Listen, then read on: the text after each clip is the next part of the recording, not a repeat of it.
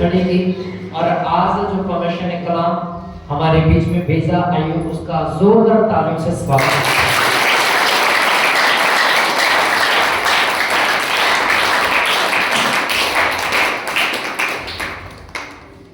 आप सभी को एक बार फिर से मसीह यीशु में सलाम और जय मसीह की। मैंने सभी को बोला है जय मसीह की। अभी भी थोड़े लोग बोले, सभी बोलेंगे जय मसीह की। अपने पड़ोसी की ओर देखिए और बोले कहिए सलाम, जय मसीह की। आप बहुत सुंदर लग रहे हैं, बोलिए अच्छे से आमीन। Hallelujah hallelujah. कितने लोग हैं जो खुश हैं? बोलिए मैं आनंदित हूं, मैं खुश हूं। सच में खुश हैं? मेरे कहने में बोल रहे। जितने लोग सचमुच में अंदर से खुश हैं वो अपने हाथों को उठाइए और एक जोरदार ताली यीशु मसीह के लिए।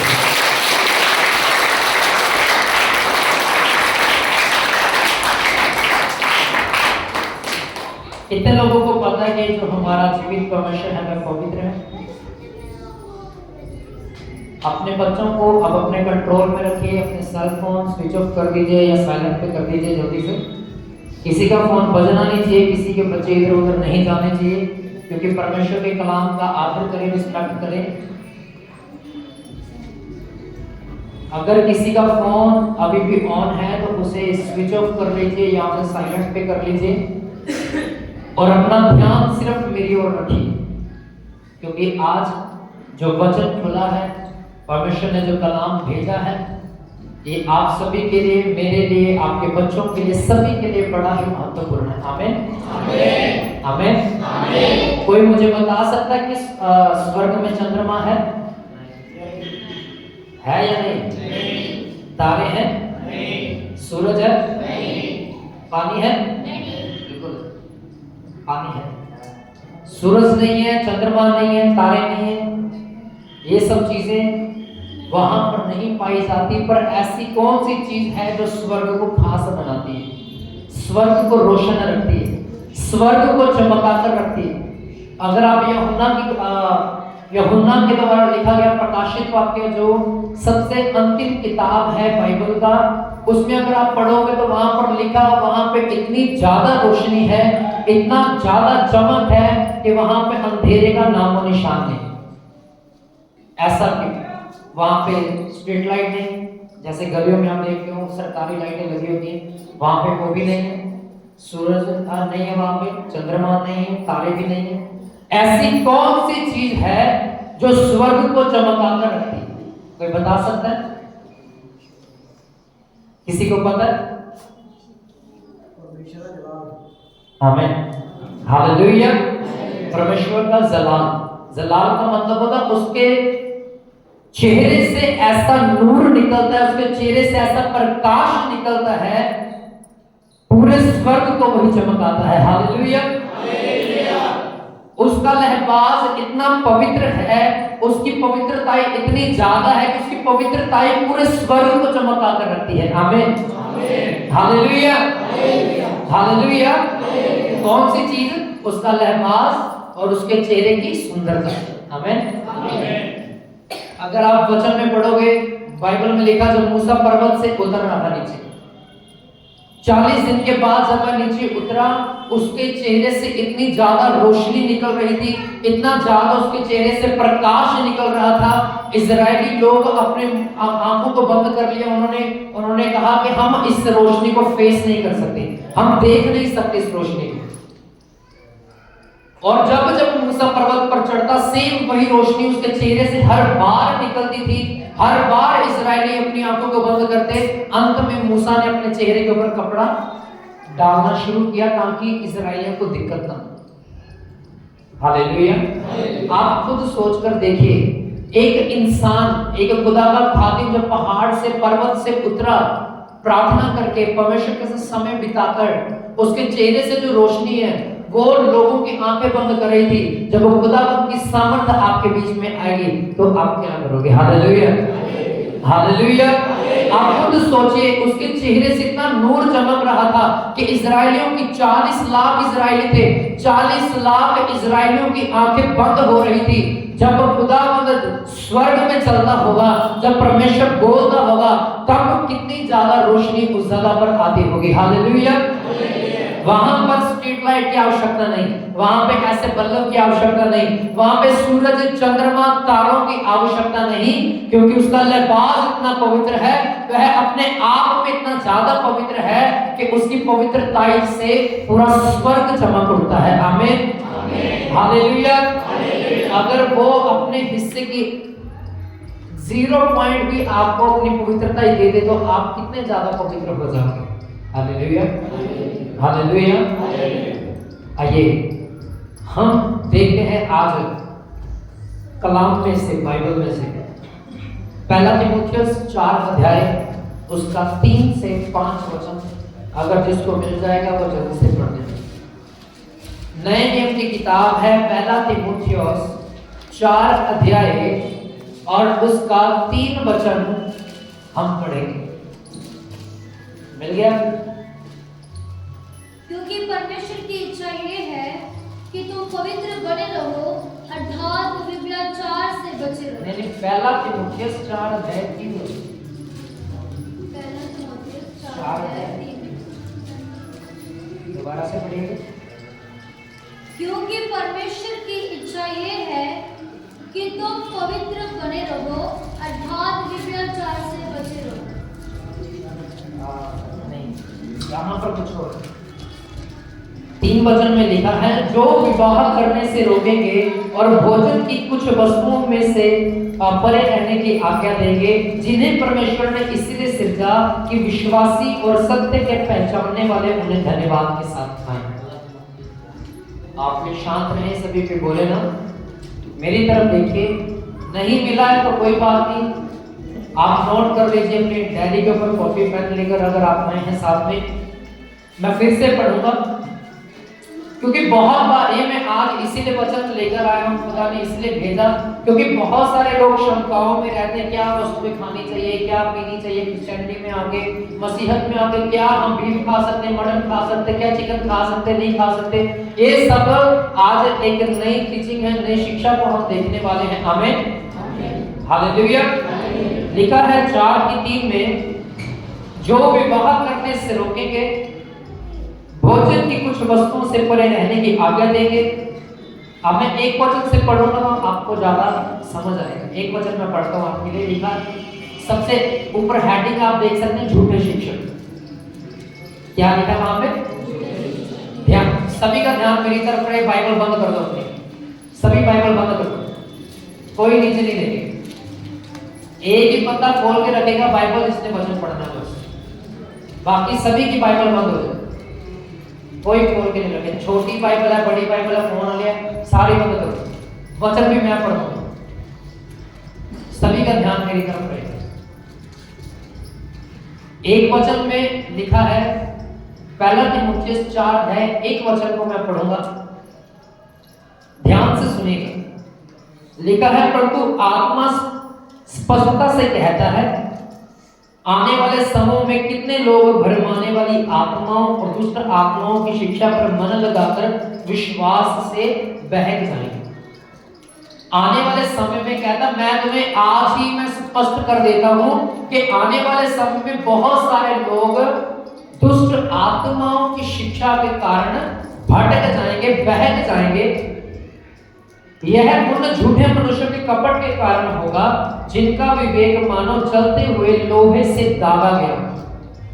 3 वचन में लिखा, जो विवाह करने से रोके। विवाह करने से, आपने बहुत सारे क्रिश्चियनिटी में ऐसे लोग भी देखे होंगे जो कहते नहीं नहीं तुम विवाह मत करो, तुम अपने आप को पवित्र रखो, तभी परमेश्वर आपकी जिंदगी में करेंगे। भाई हनी से हम कल बात कर रहे थे, जब नाइट प्रेयर में हम बैठे थे, तब हम यही बातें कर रहे थे कि विवाह करवाना उचित है या नहीं उचित। क्या कोई एक लड़की, क्या एक लड़का, क्या पासवान, क्या खादिम, क्या नबी, क्या पैगंबर मैरिज करवा सकता है? नहीं करवा सकता।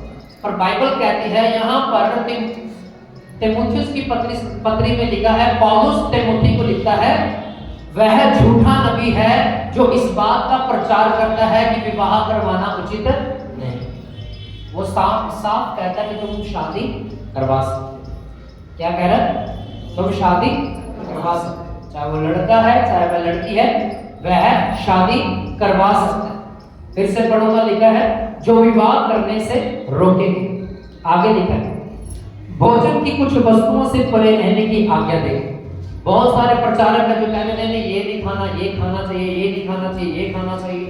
पर वो कहता है कि वह झूठा नबी है जो कहता है कि ये नहीं खाना चाहिए, वह खाना चाहिए। क्यों?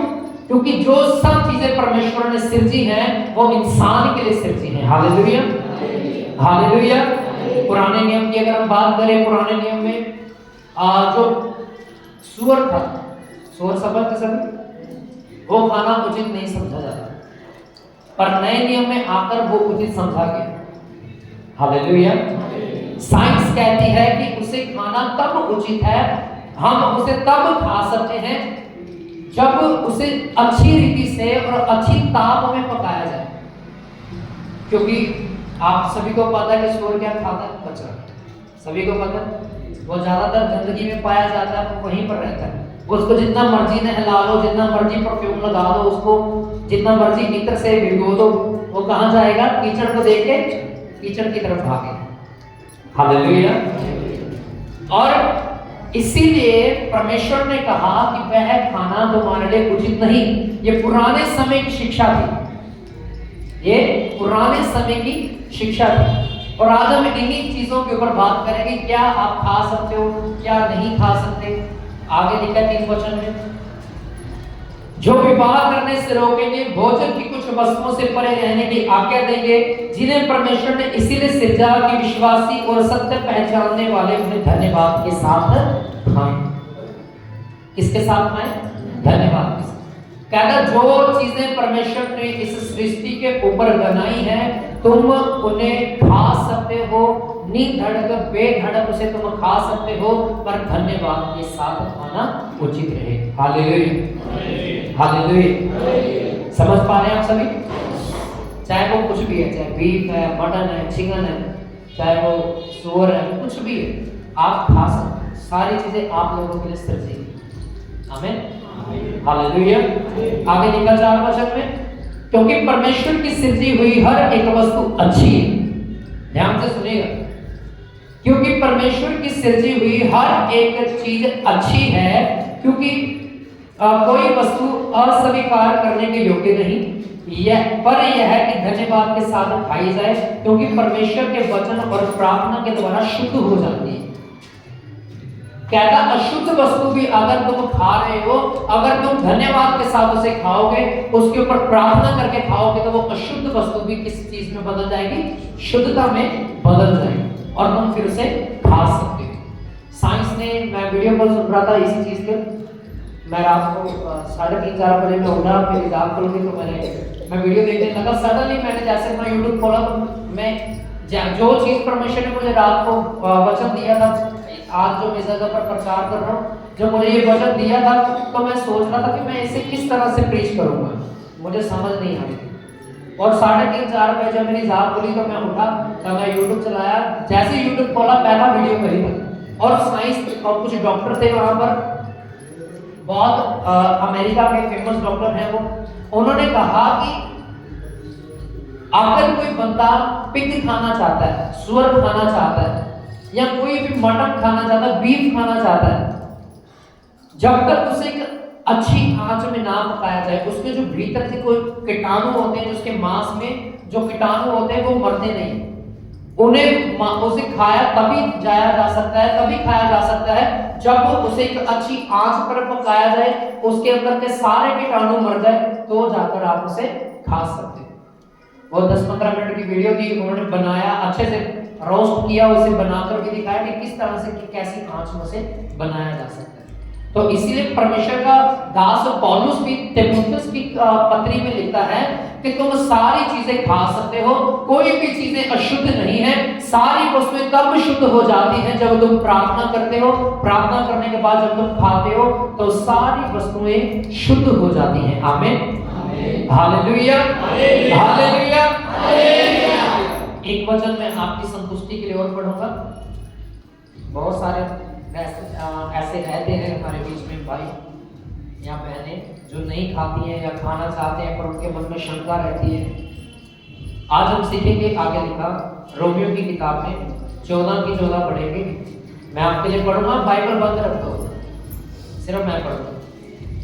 रोमियो की किताब 14 अध्याय उसके 14 वचन में लिखा है, मैं जानता हूं और प्रभु यीशु में मुझे यह निश्चय हुआ है कि कोई वस्तु अपने आप से अशुद्ध नहीं, परंतु जो उसको अशुद्ध समझता है उसके लिए अशुद्ध है।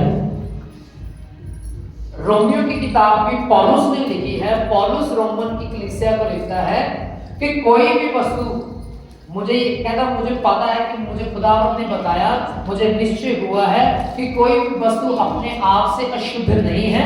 जो कोई कहता है ये अशुद्ध है उसके लिए वह अशुद्ध है, वो गंदी है। जो कहता नहीं ये शुद्ध है उसके लिए शुद्ध है। Hallelujah, hallelujah. कहता तुम कुछ भी खा सकते हो, तुम कुछ भी खा सकते हो।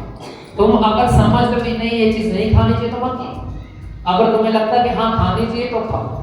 पर कलाम कहता है सब बातें तब शुद्ध हो जाती हैं, सब बातें, सब चीजें तब पवित्र हो जाती हैं जब हम धन्यवाद के साथ उसे खाते हैं। आप में से कितने लोग जब खाना खाते हैं तो प्रार्थना करते उससे पहले ईमानदारी से आप उठाइएगा। कितने लोग करते हैं प्रार्थना खाने से पहले? फॉर एग्जाम्पल यहाँ पे प्लेट आई आपके सामने, अभी अब आएगा ना जब आपके सामने खाना, तब देखेंगे कि कौन प्रार्थना करके खाता है, कौन नहीं खाता।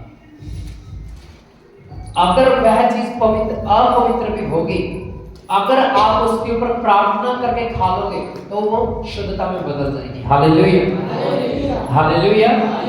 मैं मूर्तियों के आगे रखे हुए खाने की बात नहीं करता, आप समझ रहे हो? वो अलग टॉपिक है, ये अलग टॉपिक है।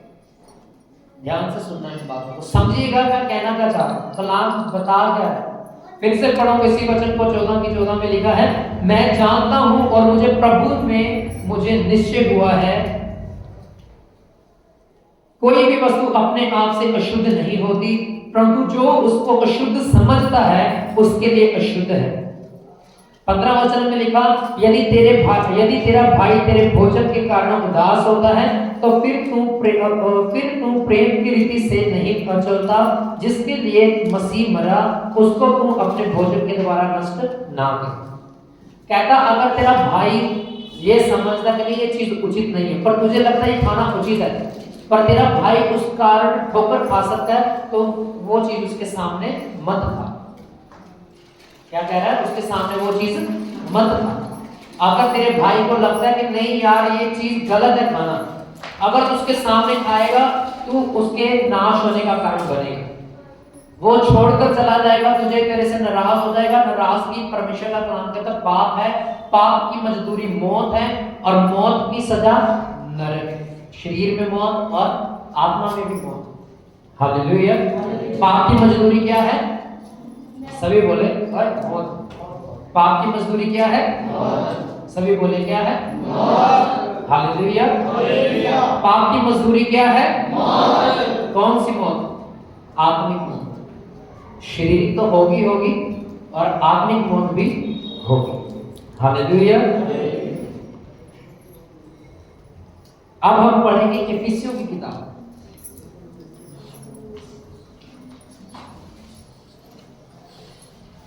नोट करने वाले नोट कीजिएगा। एफिसियों की किताब 4 अध्याय उसके 29 वचन को अब मैं आपके लिए पढ़ूंगा। मैं इसीलिए आपको रेफरेंस दे रहा हूं ताकि आपके दिमाग में कोई शक ना रहे, कोई शंका ना रहे किसी भी चीज की, क्या खाना चाहिए क्या नहीं खाना चाहिए। पहले हमने पढ़ा, जैसे पहले तीमुथियुस में उसने कहा कि कोई भी वस्तु अशुद्ध नहीं है, तुम धन्यवाद के साथ उसे खाओगे तो वो शुद्ध हो जाएगी। दूसरा हमने पढ़ा रोमियो की किताब में पढ़ा, जैसे हमने 14 में हमने जैसे पढ़ा कि अगर तेरे भाई को तेरे खाने से ठोकर लगती तो वो खाना उसके सामने ना खा। और जो बातें भी तू करना चाहता है प्रार्थना के साथ कर, प्रेम के साथ कर। अब हम पढ़ेंगे एफिसियों की किताब 4 अध्याय उसके 29 वचन में लिखा है। हमने जैसे पढ़ा कि कोई भी चीज हमें गंदा नहीं करती, अंदर जाके हमें अशुद्ध नहीं करती। सब धन्यवाद के साथ चीजें खाएंगे तो वो शुद्ध होकर हमें हमारे शरीर को तंदुरुस्ती प्रोवाइड करेगी। अगर मान लीजिए कोई बंदा काम करके आया, कोई बंदा काम करके आया, मिस्त्री का काम करके आया, लेबर का काम करके आया, फैक्ट्री से काम करके आया, आप जिस मशीन के ऊपर हाथ चलाते हो आपका पसीना भी उसके ऊपर गिरता होगा, आपके गंदे हाथ भी लगते होंगे, जो माल आपके पास आता है तो बनने के लिए उसके ऊपर भी गंदगी रहती है, मिट्टी रहती है। जब आप बिना हाथ धोए उसे खाते हो, जब वो जर्म्स वो कीटाणु आपकी देह में उतरते हैं तब आपको बीमारियां भी लग सकती हैं, तब हाथ धोना उचित है। हालेलुया। यीशु मसीह के चेलों के पास बहुत सारे लोग आए, यीशु मसीह से सवाल किया गया, तेरे चेले कहते हाथ धोकर खाना क्यों नहीं खाते? यहूदियों की रीत थी, इजराइलियों की रीत थी, जब भी कोई खाना खाने के लिए बैठता था वह अपने हाथों को धो के आता था अच्छी तरह से, फिर अपने पैरों को भी अच्छी तरह से धोते थे, फिर जाकर भोजन करने के लिए बैठते थे। और फिर वो कहते थे कि हाँ अब ये बंदा शुद्ध है, अब खाना खा सकता है। पर जब देखा यीशु मसीह के चेलों को, यहूदियों ने कही कि बिना हाथ धोए खाना खा रहे हैं, क्योंकि वे मछुआरे थे, उनका बिजनेस था मछलियों को पकड़ने का। एक चेला था जो लूका था, वह वैद्य था, वह डॉक्टर था, वो बिना हाथ धोए खाना खा रहे थे। यहूदियों ने क्वेश्चन उठाया, कहता तुम परमेश्वर की व्यवस्था की उल्लंघना करते हो कि तुम बिना हाथ धोए खाना खाते हो। यीशु मसीह ने कहा जो चीज तुम्हारे अंदर जाती है वह तुम्हें अशुद्ध नहीं करती, वह तुम्हें गंदा नहीं करती। पर इसका मतलब ये नहीं है आप फैक्ट्री में से आए आपने हाथ नहीं धोया ऐसे खाना खा लिया, वो आत्मिक बात कर रहा है यीशु मसीह। कलाम क्या था? परमेश्वर का वचन दो धारी तलवार है। परमेश्वर का वचन दो धारी तलवार है। वह दो तरह से बात करता है, शरीर की बात भी कर रहा है और आत्मिक की बात भी कर रहा है। स्पिरिचुअली और फिजिकली वो दोनों के बारे में बात कर रहा है। पर यहाँ पर यीशु मसीह आत्मिक बात कर रहा है। उसके कॉन्सेप्ट को समझना कि वह कहना क्या चाहता है। लिखा है, मैं पहले एक वचन पढ़ूंगा मत्ती की किताब, और किसी भी खोल के रखिएगा, लिख लीजिएगा, अगर खोला नहीं है तो लिख जरूर लीजिएगा। मत्ती की किताब 15 अध्याय में आपके लिए पढ़ूंगा। एक वचन में लिखा है, तब यरूशलेम से कुछ फरीसी और शास्त्री यीशु के पास आकर कहने लगे, तेरे चेले पूर्वजों की परंपराओं को क्यों टालते हैं कि बिना हाथ धोए रोटी खाते हैं? क्या कहा उन्होंने? तेरे चेले पूर्वजों व्यवस्था को क्यों टालते हैं, आज्ञा को उल्लंघन क्यों करते हैं, वह बिना हाथ धोए खाना खा रहे हैं। पर यीशु मसीह ने क्या कहा? 10 वचन में, तब उसने लोगों को अपने पास बुलाकर उनसे कहा, सुनो और समझो। क्या कहा यीशु मसीह ने? सुनो और आप भी सुनिएगा ध्यान से, फिर समझिएगा। लिखा है जो कुछ मुंह में जाता है वह मनुष्य को अशुद्ध नहीं करता। आपकी रोटी आपकी आत्मिक लाइफ को खराब नहीं करती। आपकी रोटी आपकी आत्मिक लाइफ को खराब नहीं करती। आपकी प्रार्थना गंदी रोटी खाने से खत्म नहीं होगी, आपकी आत्मिकता खत्म नहीं होगी, आपकी धार्मिकता खत्म नहीं होगी। आगे लिखा है,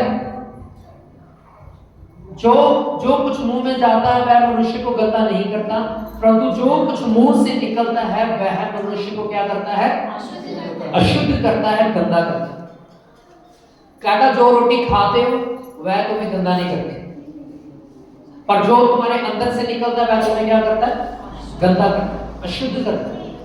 कौन सी चीजें मन में भरी रहती है इंसान के? कुड़कुड़ाहट, वैर की भावना, बदला लेने की भावना, चोरी करना, झूठ बोलना, बुरी लालसा करना, व्यभिचार में रहना, परस्त्री मगन करना, लीला क्रीड़ा, अन्य बहुत सारे काम है बाइबल कहती है। ये सब चीजें मनुष्य को गंदा करती हैं अंदर से, उसकी आत्मिक लाइफ को खत्म करती है। झूठ बोलते हो तब आपका आत्मिक लेवल कमजोर होता है। पाप करते हो, गालियां देते हो, गंदी जुबान से अपनी जुबान से गंदियां गालियां निकालते हो, बुरा देखते हो, बुरा सोचते हो, तब वो चीजें आपको क्या करती हैं? आपकी आत्मिक लाइफ को, आपकी आत्मा को अशुद्ध करती हैं। हालेलुया, समझ रहे हैं सभी? जब आप खाना खाते हो बिना हाथ धोए, मैं ये नहीं कहता कि हाथ धोकर नहीं खाना चाहिए, हाथ धोकर खाना चाहिए, पर एक्चुअल में अगर आप अपने शरीर को फिट रखना चाहते हो तो आपको हाथ धोकर जरूर खाना खाना चाहिए, क्योंकि सारा दिन आप मेहनत करते हो, जगह जगह जाते हो, पता नहीं कैसे कैसे हाथ आपने मिलाए होते, लोगों से काम कर रहे होते हो। जब अगर आप वो चीजें खाओगे तो शरीर को बीमारी लगेगी। अपने हाथों को धोकर जरूर खाना खाइए, मैं ये नहीं कहता कि नहीं खाना चाहिए, पर यहाँ पर बात आत्मिकता की हो रही है। यीशु मसीह कहता है अगर तुम बिना हाथ धोए खा लोगे तो वो तुम्हारी आत्मा को कमजोर नहीं करेगी, पर अगर जो चीजें अंदर से निकलेंगी, गंदा निकलेगा अंदर से, वह तुम्हारी आत्मिक लाइफ को सड़ा देगा, खत्म कर देगा और तुम रद्दी हो जाओ। Hallelujah, hallelujah.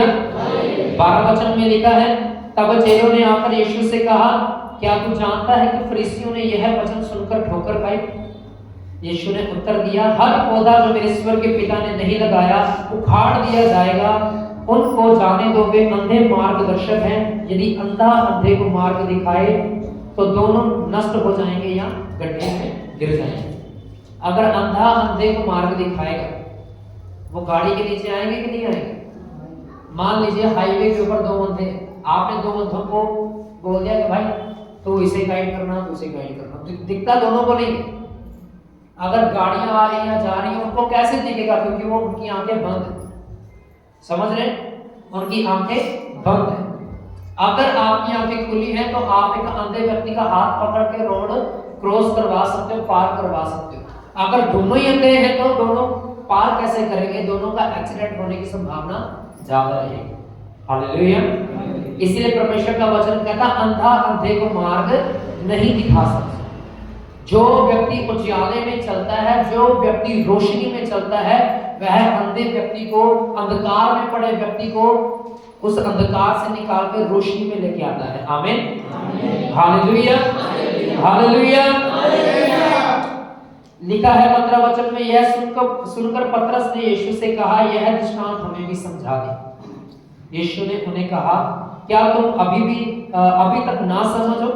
क्या तुम नहीं जानते कि जो कुछ मुंह में जाता है वह पेट में जाता और संडास से निकल जाता है, पर जो कुछ मुंह से निकलता है वह मन से निकलता है, वही मनुष्य को अशुद्ध करता है। 19 वचन में लिखा है, क्योंकि बुरे विचार, हत्या, प्रतिमगन, व्यभिचार, चोरी, झूठी गवाही देना, निंदा और मन में ही से निकलते हैं। ये ही हैं जो मनुष्य को अशुद्ध करती हैं, परंतु हाथ बिना धोए भोजन करना मनुष्य को अशुद्ध नहीं करता। यीशु मसीह ने कहा, कौन कौन सी बातें इंसान को गंदा करती है? निंदा करना, सभी बोले निंदा करना, झूठ बोलना, चोरी करना, परस्त्री मगन और झूठी गवाही देना। झूठी गवाही का मतलब समझते सभी झूठी गवाही। एक आज्ञा पुराने नियम में जो दी गई 10 आज्ञाओं में से एक आज्ञा है कि अपने परमेश्वर का नाम व्यर्थ ना लेना। फिर लिखा है कि झूठी गवाही ना देना। हालेलुया। आगे लिखा अपने माता पिता का आदर करना, अपने पड़ोसी से अपने समान प्रेम करना। बहुत सारी आज्ञाएं जो नए नियम में भी दी गई है और पुराने नियम में भी दी गई। और जो आज्ञाएं हम नहीं मानते हैं वो वह चीजें हमें क्या करती हैं? अशुद्ध करती हैं। क्या करती हैं? सभी बोले क्या करती हैं? हमें गंदा करती हैं, हमें अशुद्ध करती हैं। पर बिना हाथ धोए खाना खाना आपको गंदा नहीं करता। वह आपकी आत्मिक लाइफ को कमजोर नहीं करेगा, वह आपके प्रार्थना करने के टाइम को कम नहीं कर देगा। पर अगर गालियां बकोगे, झूठ बोलोगे, निंदा करोगे, झूठी गवाही दोगे, व्यभिचार में पड़े रहोगे, परस्त्री मगन करोगे, लीला क्रीड़ा करोगे, मूर्ति पूजाओं में भागीदार होंगे, तो वो सब चीजें क्या करेंगे? आपको अशुद्ध करेंगे। क्या करेंगे आपको? अब एक वचन पढ़ के मैं खत्म करूंगा। इफिसियों की किताब उसका 4 अध्याय उसका 29 वचन में आपके लिए पढ़ूंगा। लिखा है, कोई गंदी बात तुम्हारे मुंह से ना निकलने पाए, पर आवश्यकता के अनुसार वही निकले जो उन्नति के लिए उत्तम हो, ताकि उससे सुनने वालों पर अनुग्रह हो। मेरे पीछे बोलिएगा सभी, कोई गंदी बात, सभी बोले कोई गंदी बात तुम्हारे मुंह से ना निकले, पर आवश्यकता के अनुसार वही निकले जो उन्नति के लिए उत्तम हो, ताकि उसमें से सुनने वाला अनुग्रह के द्वारा चल सके या अनुग्रह पाए। आमीन, हालेलुया। कहता है कोई भी गंदी बात तुम्हारे मुंह से ना निकलने पाए, गंदा मजाक भी तुम्हारे मुंह से ना निकलने पाए। हम बहुत बार थोड़ा ओवर होकर ओवर एक्साइटमेंट में हम बोल देते, किसी को गंदा मजाक कर देते और वह उस व्यक्ति को ठेस पहुंचाता, दुख पहुंचाता। कहता है ऐसी कोई गंदी बात तुम्हारे मुंह से ना निकलने पाए, क्योंकि ये इसी जुबान से आप खुदावंद के नाम के नारे लगाते हैं। हालेलुया। जैसे अभी मैंने बोला हालेलुया और आपने भी बोला, ये नारा, ये फतह का नारा है। अगर आप इसी जुबान से गालियां बकोगे, इसी जुबान से गंदी बातें बोलोगे, तो आपको कोई अधिकार नहीं है कि आप यीशु मसीह का नारा इस जुबान से लगाएं। सबसे पहले अंगीकार करें, माफी मांगे परमेश्वर से कि खुदा ये जुबान तुमने दी, मैंने इस जुबान का गलत इस्तेमाल किया, गंदी बातें मेरी जुबान से निकली हैं, इसलिए मुझे माफ कर। फिर आप अपनी प्रार्थना को स्टार्ट कर सकते हैं। भाई फोन बंद कर दें। अगली बार से सभी के फोन उस पेटी के ऊपर होने चाहिए। कोई अपना फोन अपने बैग में नहीं रखेगा, कोई अपना फोन अपनी जेब में नहीं रखेगा। सिर्फ एक फोन जो स्टैंड पे लगा है यही रहेगा, बाकी सभी के फोन वहां पर पेटी पे होने चाहिए। चाहे कोई भी, मेरा फोन भी वहीं पे पड़ा हो, किसी का फोन जेब में नहीं होना चाहिए, चाहे छोटा नोकिया वाला चाहे कुछ भी है, सभी के फोन साइड पे होने चाहिए। मैं यहाँ पर वचन सुना रहा हूँ, आप परमेश्वर के आवाज को इग्नोर करें। मैं अपनी तरफ से नहीं बोलता, ऐसे खड़े नहीं होते हैं। अगर ऐसे खड़े हो रहे होते तो बहुत दिन पहले हम खत्म हो गए होते, बहुत समय पहले ये मिनिस्ट्री खत्म हो गई होती। अगर हम यहाँ पर हैं, अगर आप सब यहाँ पर हैं, तो ये मिनिस्ट्री परमेश्वर की ओर से है और परमेश्वर का आदर करें। जो कलाम दिया जा रहा है उसका आदर करें। Hallelujah, hallelujah. लिखा है कोई भी गंदी बात तुम्हारे मुंह से ना निकलने पाए, आवश्यकता के अनुसार वही निकले जो औरों की उन्नति के लिए उत्तम है और सुनने वालों पर क्या हो, अनुग्रह हो। सुनने वालों पर क्या हो, अनुग्रह होने का। फॉर एग्जाम्पल, आप किसी जगह पर गए, जब आपने वहां पर अपनी गवाही दी, गवाही देने के बाद उस व्यक्ति ने आपकी बातों के ऊपर विश्वास किया और परमेश्वर ने उसे अपने भवन में आने का अनुग्रह दिया। अगर आप गवाही बताने की जगह उसके वहां पर जाकर गंदे मजाक करोगे, गालियां बकोगे उसके सामने, और वही बंदा कुछ समय के बाद चर्च में आ जाएगा, वो सुधर जाएगा और आपको देखेगा कि यार ये तो गालियां निकालता है फैक्ट्री में, यार ये तो बंदा अपना व्यभिचार में फंसा हुआ है, और फिर क्या करेगा, यार वैसे तो ये मुझे गवाही देने के लिए आया था, ये तो वैसे संडे चर्च में जाता है, कुछ सीखता क्यों नहीं है वहां से। वो बदल जाएगा, दोष आपके ऊपर आ जाएगा। हालेलुया। इसीलिए अपना चरित्र, अपना कैरेक्टर और अपना नजरिया बदलिए, ताकि लोग जब आपको देखें तब उनके मन तब्दील हो, परमेश्वर उनके ऊपर क्या करे, अनुग्रह करे। आमीन, हालेलुया। कौन सी वस्तु आपको अशुद्ध करती है? जो हमारे अंदर से निकलता है, अर्थात बोले चोरी, झूठी गवाही, निंदा, व्यभिचार, परस्ती मगन, और भी बहुत सारी बातें। गलातियों 5:17 पढ़िए। पराई स्त्री के विषय। परस्ती मगन का मतलब होता है, फॉर एग्जाम्पल कोई बंदा शादीशुदा है ऑलरेडी, पर उसके बाहर किसी और औरत के साथ भी नाजायज संबंध है, इसका मतलब होता है परस्ती मगन, यानी पराई स्त्री के पीछे रहना। Hallelujah, hallelujah. कितने लोग समझ पाए आज के वचन को? कहता कोई भी गंदी बात तुम्हारे मुंह से ना निकलने पाए, कोई भी गंदी बात तुम्हारे मुंह से। कौन सी बातें हमें अशुद्ध करती हैं? गंदी बातें जो हमारे अंदर से निकलती हैं। क्या कोई रोटी, क्या कोई खाना आपको अशुद्ध कर सकता है? नहीं। आप धड़ सब कुछ खा सकते हैं जो आपके मन में आए, आप खाइए। कॉकरोच खाना है, कॉकरोच खाइए जो आप कलाम कहता कुछ भी खाओ, पर वो चीजें खाओ जो आपकी सेहत को बेनिफिट हो, आपकी सेहत को नुकसान न करे। कॉकरोच में बहुत सारे जर्म पाए जाते हैं, आपको पता है वो कहां से निकलता है? गटर में से निकलता है। आपको पता है कि वो खाना उचित नहीं है, वो आपके शरीर को नुकसान पहुंचा सकता है, आपकी बॉडी को। आपकी आत्मा को तो कुछ नहीं होगा, पर आपका शरीर बीमार पड़ जाएगा, आप हेल्दी नहीं रहोगे, कमजोर हो जाओगे, बीमारियां आपको लग जाएंगी। बहुत सारे लोग हैं बाहर की कंट्री में, अगर आप जाओ चीन की तरफ, तो वहां पे तो चूहे भी खाते हैं लोग, वहां पे तो कुत्तों को भी खाते हैं मार के।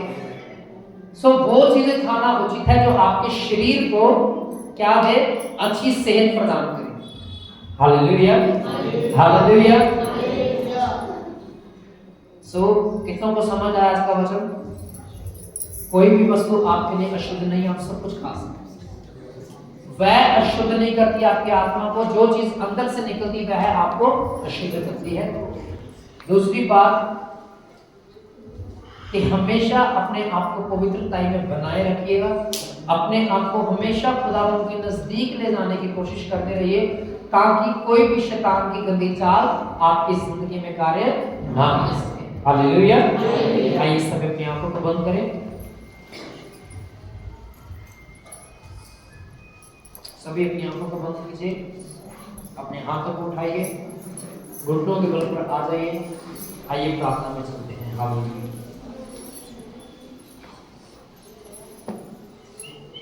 आइए अपने हाथों को उठाइए। Thank you Jesus, hallelujah, hallelujah. एक छोटा सा कोरस गाएंगे, अपने हाथों को उठाइए, हम एक छोटा सा कोरस गाकर अपने आप को पवित्रताई के आंखों में ले चलेंगे।